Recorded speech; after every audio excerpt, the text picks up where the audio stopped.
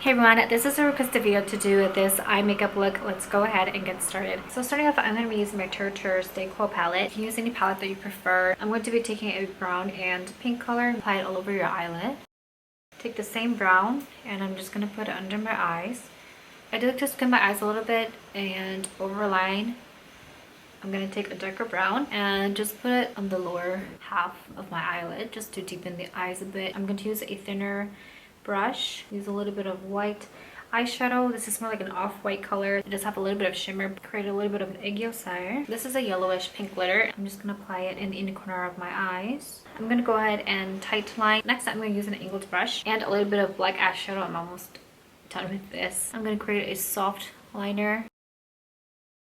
I'm going to use a curl fix and mascara. And that's pretty much it. Let me finish the other side.